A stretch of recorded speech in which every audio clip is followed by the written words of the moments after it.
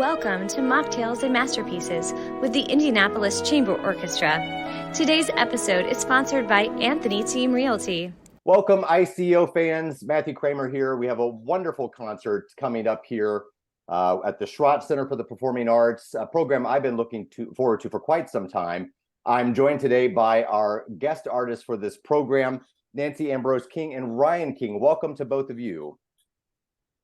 Thank you very much. Happy to be here.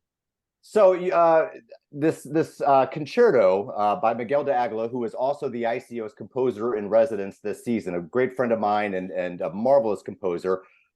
It's a work that you've recently premiered and then have worked with him about the genesis of this idea of writing a brand new work for clarinet and oboe. Before we jump into it, though, I would love for our patrons to get a chance to get to know you better, where you are, and a little bit more about you personally. Nancy, let's start with you. Sure. I'm Nancy Ambrose King, and I am the professor of oboe at the University of Michigan. So I live in Ann Arbor, Michigan, and I have a great job and a great son to play this piece with. Which leads us to Ryan. Hi, everyone. Yeah, I'm Ryan King. I'm the principal clarinet of the Michigan Philharmonic and a graduate of University of Michigan with Dan Gilbert. And I'm also an electric bass player in my my alter ego. So musician all around there. That's marvelous. And you've already made the introduction there. If anybody couldn't surmise by the last name shared there that you it's the first time for us, at least, that we've had a mother-son duo on stage performing with the chamber orchestra. We think this is just brilliant. And I'm very curious about the idea of, obviously, Ryan, you must have been exposed to music at a very early age, probably as far back as you can remember. Very curious about the idea of this new concerto written by this marvelous composer, Miguel Del Aguila. Where did the idea stem from? Well, we had been talking, my mom and I had been talking just sort of in passing about this idea because of the orchestra I play with and then how close it is to Ann Arbor, of potentially having something commissioned. And then she had some ideas. You want to talk about that? Sure. Well, I had played some pieces of Miguel's before, and I had known that the conductor of the Michigan Phil, where Ryan is principal clarinet, had a great relationship with Miguel and had actually programmed several of his works over the years, which I had been aware of. And actually, that's how I became familiar with his music. So I just saw the opportunity as a great synthesis of a way to contribute to the literature for this combination of instruments that really doesn't appear with orchestra at all, plus an opportunity to perform with the Michigan Phil. And so, yeah, it's a win-win for everyone. Our patrons will know Miguel's music. We performed his Concerto in Tango, which was premiered by the Buffalo Philharmonic, a marvelous Piazzolla-inspired work for cello and orchestra. We've done his Conga, recently his Salón de Buenos Aires, and a few other of his smaller works. But no, this is different because this is actually not quite the premiere. It'll be the Indiana premiere, but only the second performance of this work. And I'm very curious to talk to both of you about premiering works. I mean, here you are that no one's ever played the piece before. There's really no recorded legacy that you can go on when you're comparing Mozart, oboe, or clarinet concertos, etc. You have the composer right there in person, and the composer may or may not know the intricacies of your personal instruments. I mean, there's a lot of buy-in from the artist talking to the composer. Nancy, I'm curious to start with you about this work from the very beginning stage to where it is now and actually on paper and being performed. Certainly. Well, yeah, I've had the pleasure of working with many composers over the years and premiering works, and I think it does present actually a wonderful opportunity to not have a recording of it, not have someone else's interpretation to go by. Even if you try very hard to come up with your own interpretation, sometimes you are swayed by what you've heard before. So having a blank canvas to start with is really, I think it's a privilege and a great opportunity. We gave Miguel free rein to come up with his creative idea and using his artistic voice to, you know, to create the piece that is in his heart and in his soul. So we really had no, other than a general time frame, of, somewhere between 15 and 20 minutes. But other than that, we gave him carte blanche, and we're just overjoyed with the piece that he came up with. And Ryan, to you as well, the idea of doing brand new music that had never been played. I mean, diving into this work, what were some of your experiences? To me, as a musician, that's infinitely more exciting than playing things with a long recorded history, especially in terms of the amount of pressure. It feels to me quite a bit less. And as someone who enjoys composing music as well, and the creation of new music, it's a very joyous thing to be part of the original recordings or the original performances. And by no means would I hope that people that go and want to play this piece or any of the other pieces that we may have premiered at some point, would they use ours as the standard. I think that music really thrives in the individual approaches, and that no one should feel compelled to play like anyone else or play something the way you've heard it before. So it's nice to not have that pressure, and I hope that our performance inspires other people to pick up the piece, but not at all to play it like we did. And the premiere, as we mentioned, was with the Michigan Philharmonic. And Ryan, you are a member of that orchestra. What was it like to stand out front as a soloist in front of your colleagues and friends? It was a blast. I love everyone in that orchestra. I love Nan, the conductor and music director. I have many friends there, so it was a really easy feeling being up there to have the support of people who I make music with frequently and joke around with frequently, at breaks and sometimes during rehearsals. So it was great. I got the score for this, and as I've said, I've done a lot of Miguel's music over many years, and the first thing that you get when you open the score is quite typical of Miguel's music: 7/16, 10/16, 9/16, 7/16. And I remember, a number of orchestras where I've performed his music, that on first sight, it's a little daunting because you're immediately reminded of Rite of Spring horror stories, or the complexity of the meter. But once you actually dive into his music, you realize there is kind of an organic nature to it. There's a lot of a perfectly natural feel. But was there a reaction similar to that in Michigan, or if anyone was unfamiliar with the way that Miguel meters his music, any of the complexity in rehearsal that things had to be worked through? Nancy?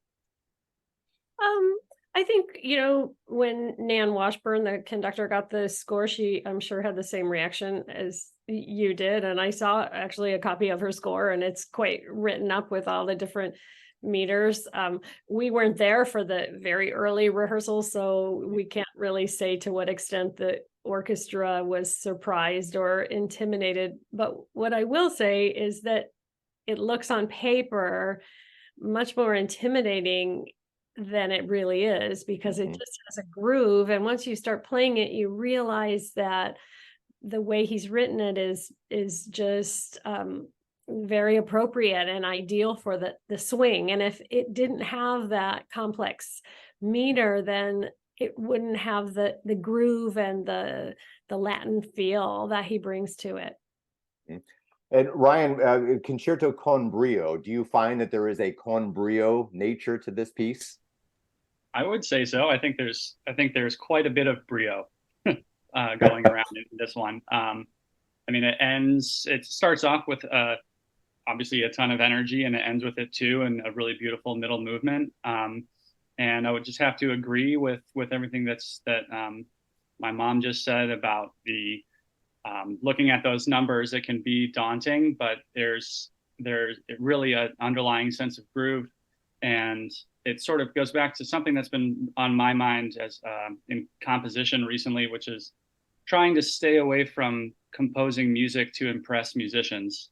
And sometimes, as a musician, you run into something where it's like, what is the point of me counting all this? What is this for? How is this serving the music? And as a performer, when you are handed a sheet of music with that many meter changes, that there is a concern that it's like, oh, I hope this isn't just, something like a just for the sake of it. And it's absolutely not that. When we're playing this, we're not counting. We're not, nervous about counting. It really does feel good. Mm-hmm. And that's the case with every one of his pieces that I've done too. You've described it perfectly. It just settles into this groove that feels perfectly natural. And before you know it, you're not even concerned about, those shifts from 7 to 10 to 9, etc. From a conductor's perspective, you still have to be very clear about how you're delineating and all that, I can say, because you can cause some significant problems if you were to mess that up. But this was recorded. You have the piano and duo version of this available. We're going to cue up right now the third movement of this so our audiences get a sense of what they can expect. This is the third movement, Miguel de Aguila's Concierto Con Brio.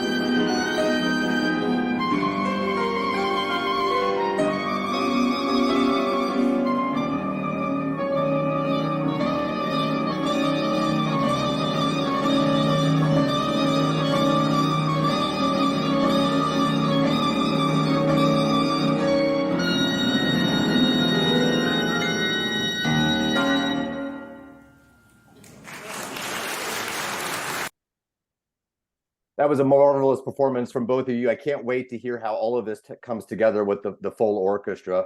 I do want to chat, just ask both of you, because your careers are so fascinating. Obviously, growing up in the same household, Ryan, with a musician whose experience is so deep, Nancy. I'm very curious from your perspective, teaching at University of Michigan, also performing, how all these different facets of your career kind of come together, but also keep things so fresh. Anytime you're playing chamber music, concerto experiences, teaching young students, I'm just very curious about how all of this has kind of, like I said, come together to create this very, eclectic career that you've got.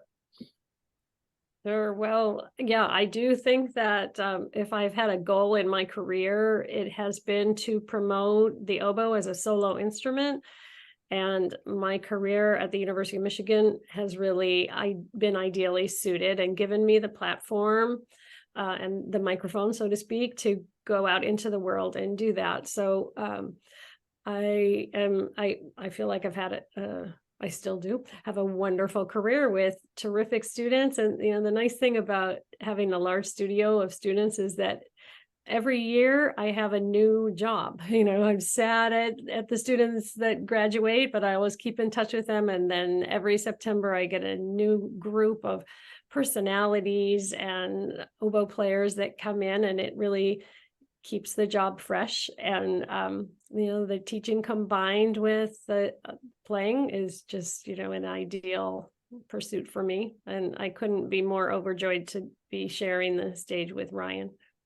And Ryan, I'm so impressed with what you've accomplished, obviously, in the classical world, but I want to know more about some of these new endeavors in popular music as a bass player. Where did all this come from? I imagine there was a lot of classical music in the household, but you found a way into a lot of really uncharted territory as well.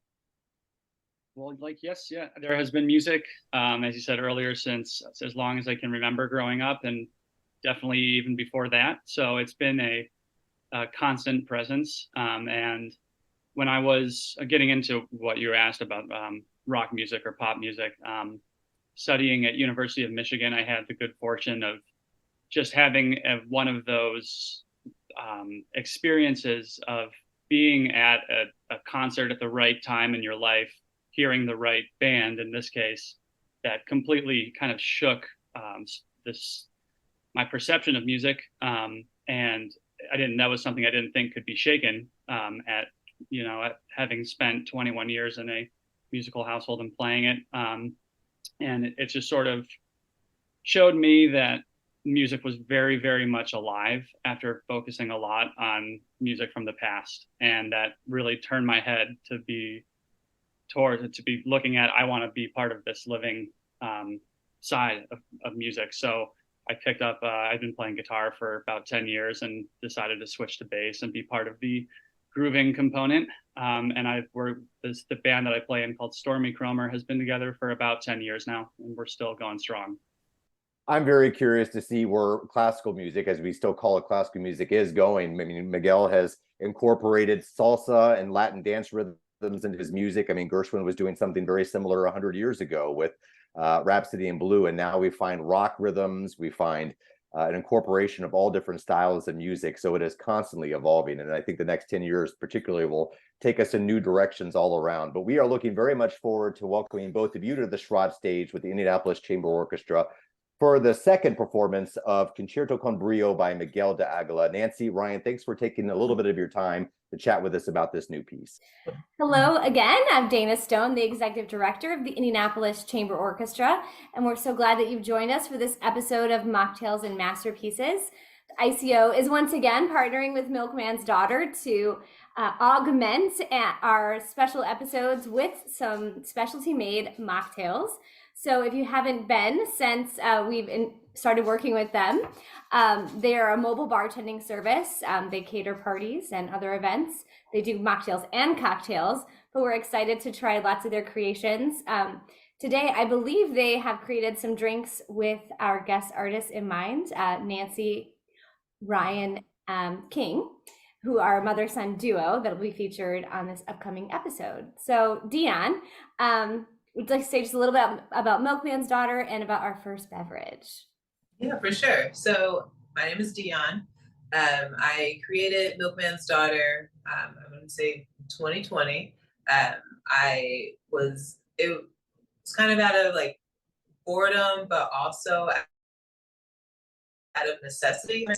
I was bartending my way through grad school and I couldn't sit still. I had like an active mind, and one thing led to the other, honestly.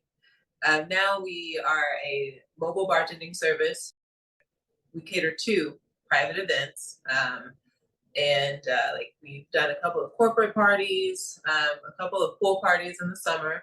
It was a great time. But also mocktails. So we have exclusively mocktail parties, and we always encourage corporations and also just our private individuals to have a mocktail, because I think it's really important for everybody to feel included when hanging out with their friends. Definitely. I know we at ICO really care about that inclusion component and making sure that people are welcome at all of our events, and excited to kind of highlight these mocktails. Since these episodes have been happening, until August of this year, we hadn't actually had a mocktail in our Mocktails and Masterpieces.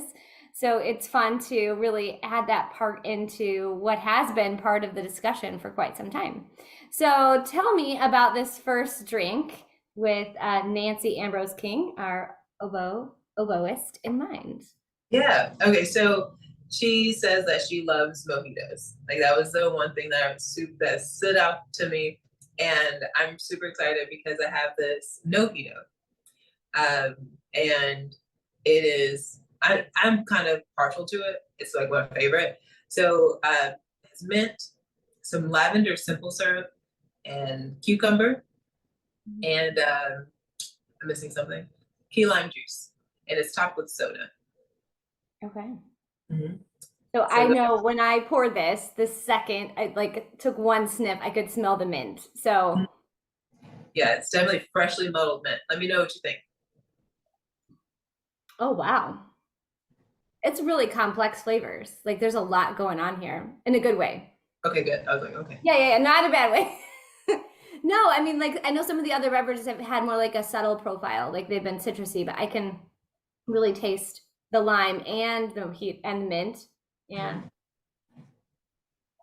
I know there's cucumber, but I don't know if I taste it as much. Mm-hmm. The mint's winning, which is just fine because mint is delicious. Yeah, and it's it's a mojito or no-jito, right?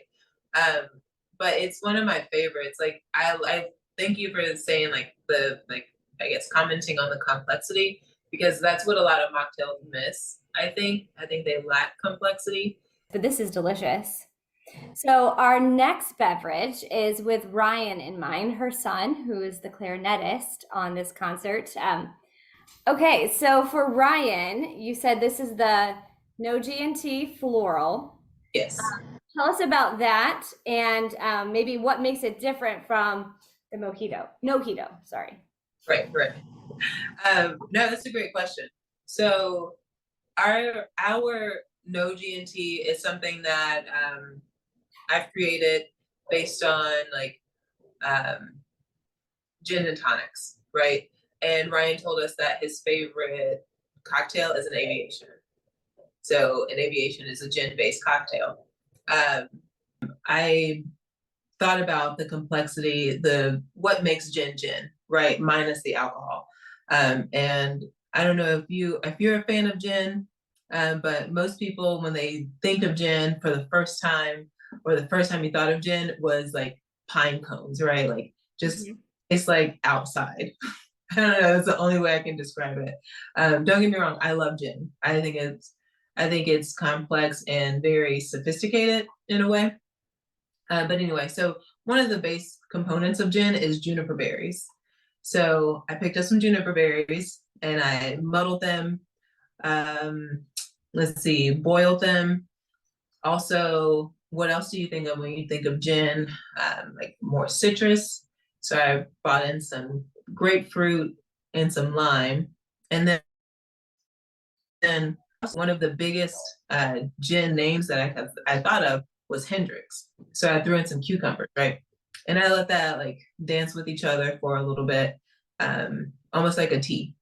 And then I poured it out after some time, and that's what the No-jito was. So for Ryan, he likes floral. I added in a little bit of rose water, and kind of, I think that set everything together.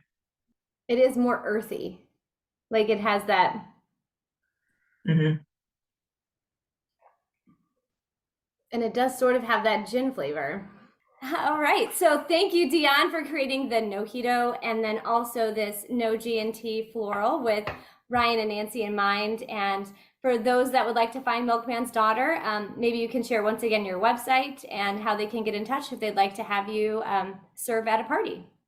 And then if you have any inquiries, please like hit us up on email at info@milkmansdaughterbar.com. And our website is Milkman's Daughter. Thank you so much, Dion, and look forward to seeing you soon. A special thank you also to Anthony Team Realty, and our episode will start in just a moment.